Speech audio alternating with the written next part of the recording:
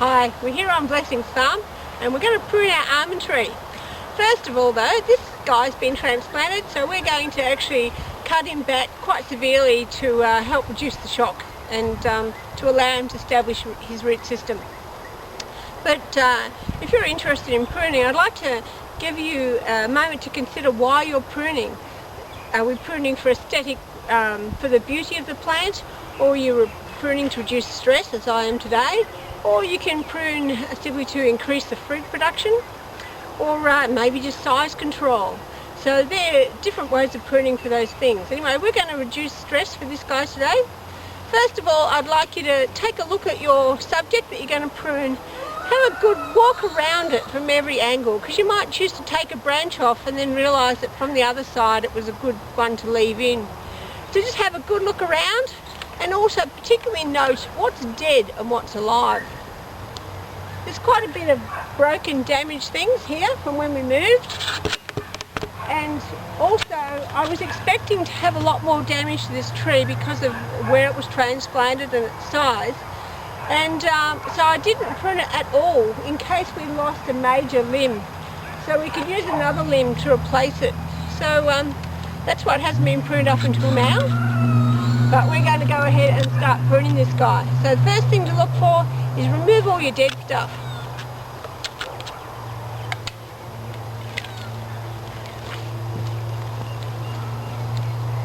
Cut really hard up against the trunk when you're taking off this sort of thing. It'll create a nice wound and it will just blend back into the trunk as it grows. These are not dead, but these are quite messy. One thing you'll come across is branches where you're not sure if they're dead or alive. There's a few ways you can help tell. One is the sound. Listen. That's a live one. Hear the thudding. The other one's quite a tender, dry sound. But also you can sort of cut down a bit. If you have a look here, that's a live one. It's quite green and fresh. Yeah, green and fresh, and these ones are brown and hard. So you know whether you're looking at a live branch or a dead branch. Now this one we're not sure about. So if you have a look, we just cut a bit off. It's definitely dead there. So let's have a look there. It's also dead. So we know for sure this one's dead. If you really sort of would like to leave that one, but you're not sure, and you're really desperate to find out, you can just scrape it away a little bit and you'll find if it's brown or green underneath. It's not ideal, but sometimes you're just not sure whether you should cut it or not. So I'm going to sort of just bowl the whole top, a bit like a bowl haircut.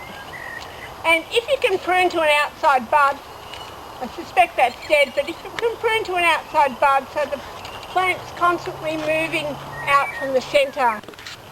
Now I just mentioned we're going to prune to an outside bud. You can just see here where we were pruning, there's a little bud there and another bud here. Here's the one on the next branch that we're going to make the cut to. See, there's quite a definite outside bud. See, they're all pointing away from the centre of the tree. If you cut every one pointing to the centre of the tree, you get branches crossing all over themselves in the middle, whereas if you get them going to the outside, it's more of a fan effect, more of a vase, opening it up. Good for fruiting. I'm going to talk about buds and where to prune to. Most roses and most everything else, we go to the outside bud. Just come over here and have a look. All the buds that face away from the centre of the tree are what we call outside buds. So you'll pick your length, and then in this case I'm going to take this bud to be our outside bud. Now when you cut across there, if you cut too close you'll damage that bud and it will die, and then you'll get a bud going not the direction you wanted. Now also if you cut straight across, it's sort of harder for the plant to heal the wound. So what we want to do is just come in and sort of cut. A good rule of thumb is the thickness of the branch is how high you come away from the bud. So just roughly in there, and that's our cut. And that bud will go nice and viable and come growing away from the plant that way.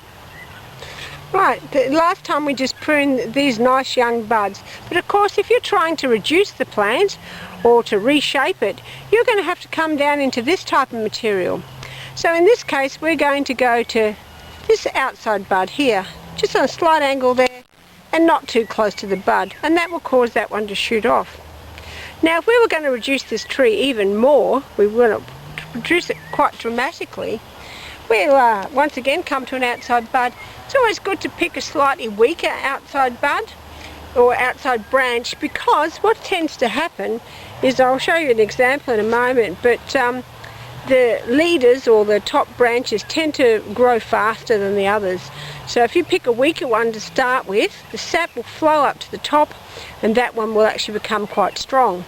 So we're just going to cut him off too.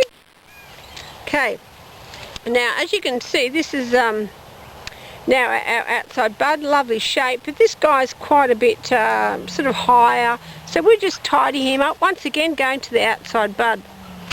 And over here we'll do the same. I can't find a terribly good example of cutting to a weaker bud, but here's what happens if you cut to a stronger bud.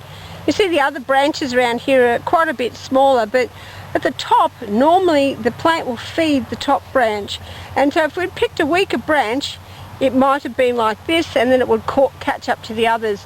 But as you can see, this has totally overpowered the other branches and gives us more of a weird shape. So we want to avoid cutting to a strong a bud or a strong branch up top. There's lots of lovely outside buds to choose from here, but it's quite a long way from the main stem, and everything else in between has shot and died.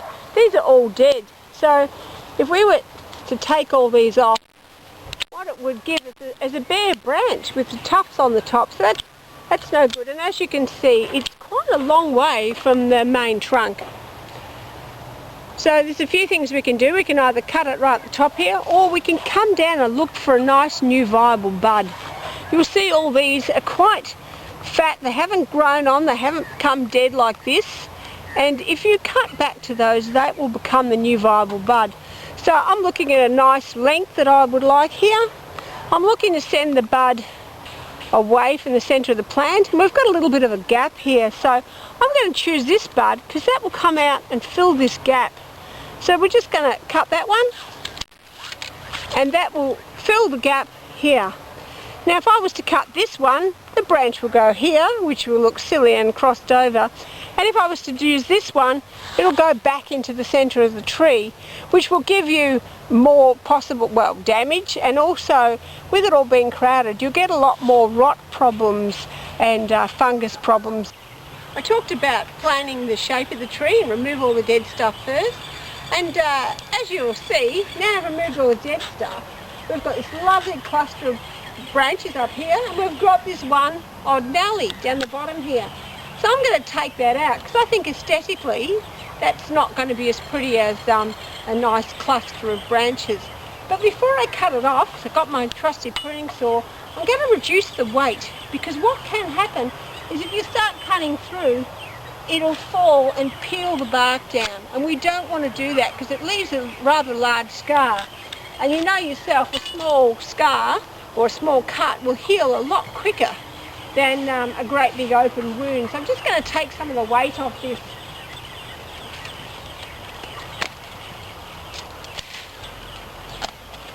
So it'll be a lot easier to manage.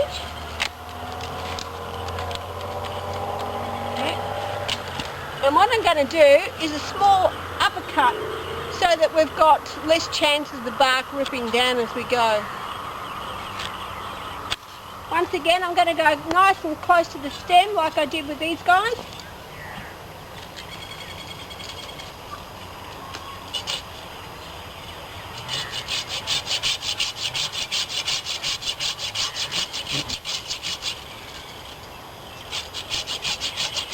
That's probably enough. I'll probably come in a centimetre and a half, and now I can take it down. So I'm just going to cut through.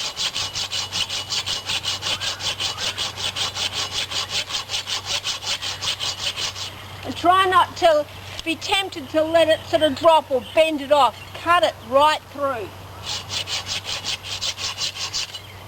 I'll let you come and have a look at the cut.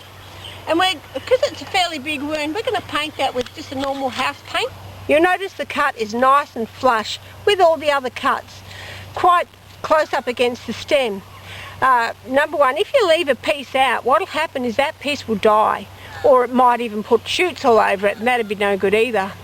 But this will become incorporated into the trunk and will heal quite well and quite easy, and eventually you won't have hardly even a scar. Whereas if you leave a bit sticking out, what will happen is the bark will swell around it, the centrepiece will eventually die, and you'll end up with, well, more or less a ring with a hole in the centre. And you will have seen that a lot if you look around for pruning, and that's because of it not being pruned flush like this. So it's nice and flush. I've done an up cut and then a down cut, taken the weight of the branch so there's no ripping of the bark. Okay, we've given it a nice severe prune to reduce the shock of losing so many roots, and when you have a look at this, some of you are going to gasp, but this is a good severe prune. And you can follow the progress of this guy and what actually happens to this tree now.